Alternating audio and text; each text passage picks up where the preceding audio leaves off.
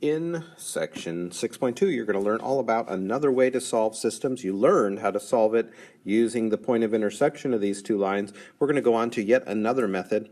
The goal here is to do it without a graph. So let's continue on. Before we get to the next slide, we need to understand this property. This is like a little bit of deduction here. If you were Sherlock Holmes out investigating something, and the first clue was that A equals B, and then the second clue you discover was that that same A is also equal to C. What can you deduce here? Well, you can deduce, since those A's are the same, then you know what? B must equal C. So if the left sides are equal of the statements up on the top, then the right sides must be equal to each other. So that's pretty cool. Let's use that in practice here. All right, so on this screen I've got two linear equations. I've got them color-coded though, so just bear with me here. If I say, hey, if purple equals green and purple also equals red, what else can you deduce? Hopefully you said green must be equal to red. Green can be set equal to red. Well, you know what? I just got rid of the y variable. It's gone.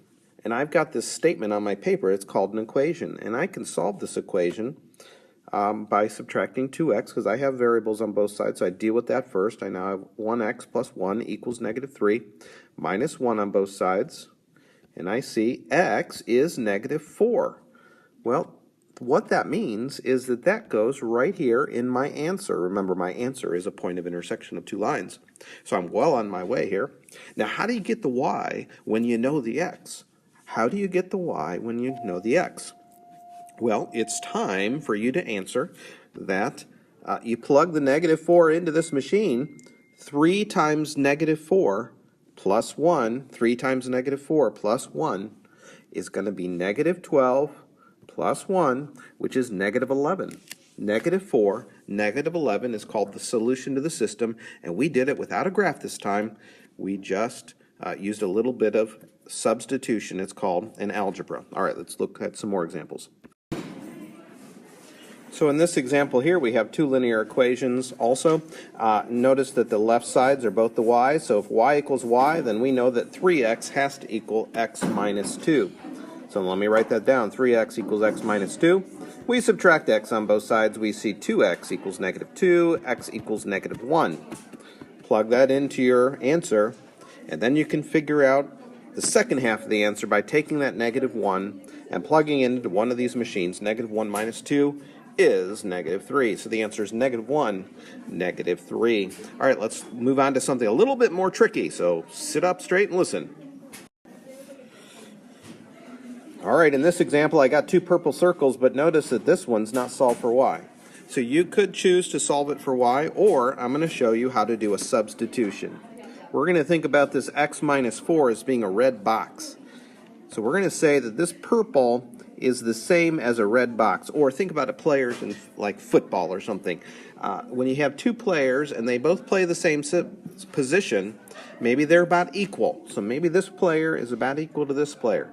In a ball game, you may take one of the players out and put another player in, and that's what we're going to be doing here. Let me write down 2x plus y equals 5. Now, out of the game is going to go the y. The y is going out of the game, and in goes its equal. According to the first clue, y is the same thing as x minus 4, so in he goes to the game. We now solve the equation. We're down to an x equation only. 3x minus 4 equals 5, 3x equals 9, x equals 3, and I'm doing this very quickly because you know how to solve equations. Plug the 3 in for x up above, and how do you get the y if you know the x? Plug and chug. We plug in the 3. 3 minus 4 is negative 1. We now have our answer, 3, negative 1. So how on earth do you do these problems? Well, you got to solve one of the equations for a variable. On the last one, we had a y equals statement, so this was actually already done for us. We plug that guy into the other, and then use our equation solving skills to solve the equation and get the first half of the answer. Once you have the first half of the answer, you plug that answer back in, and you get the second half of the coordinate answer. Make sure you write your final answer as a point, like 4, Negative 11. You got to write it as a point. All right, so here's the next layer of difficulty. We have a linear system. These both are actually in standard form, but we know they're lines. It's an x to the first and a y to the first. So our step 1 on the previous slide said you have to solve one equations for a variable. So you have to make a decision which equation you're going to solve for. I think I'm going to solve maybe this one for x. And what that means is I'm going to move that y to the other side. So now I see that x is the same thing as 3 minus y. X is the same thing as 3 minus y. That's what that says to me. So I'm going to take 3 minus y and plug it into the other for x, because after all, x is the same thing as 3 minus y according to the first clue. I then add this to 4y equals 6. I'm completing the rest of the equation here. And solve the equation. We have 4y minus y is 3y. We still have the 3 out front there, and we have the 6 on the other side. Minus 3 on both sides. You see that 3y equals 3, so y equals 1. So plug that in for 1 on your y coordinate. Notice how I put it in for y and not x here. Now, in order to figure out the x, you got to plug the 1 in for y. X plus 1 is 3. Sure looks like x has to be 2. Plug and chug to get the second half of the answer. All right, one last slide here with a level of difficulty. We're going to have the distributive property, so make sure you're paying attention. This one's a little bit trickier. First thing you do is decide which equation you're going to solve for what variable. I think I'm going to solve the second for x, which means all I have to do is add 4y to both sides, and I've got it. X is the same thing as 11 plus 4y. I'm now going to take that fact and plug it in for x and only x on the other equation. X and only x. Notice I did not circle the 5. I did not circle the 5 because it's not being removed from the game. It's still in the game. Here's the game. 4y minus 5 times something, called x, is 9. And in that spot, I'm going to put the 11 plus 4y. So there it is.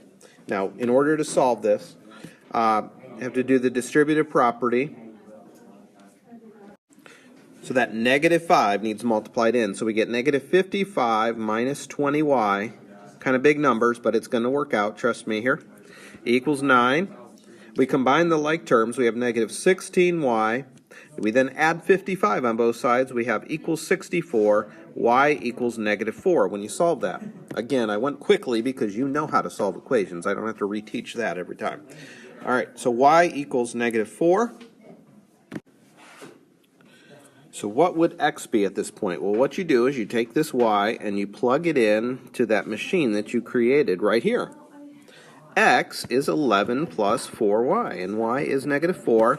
So that's 11 plus negative 16, which is negative 5. So I plug that in, and I've got the answer to the problem. So that's 6.2 using the substitution method. There is a decent amount of algebra in this section. In fact, in 6.3, you're going to learn a quicker method to do it often.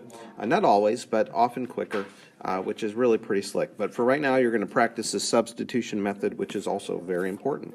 All right, everything we do is very important in here, of course. All right, good luck.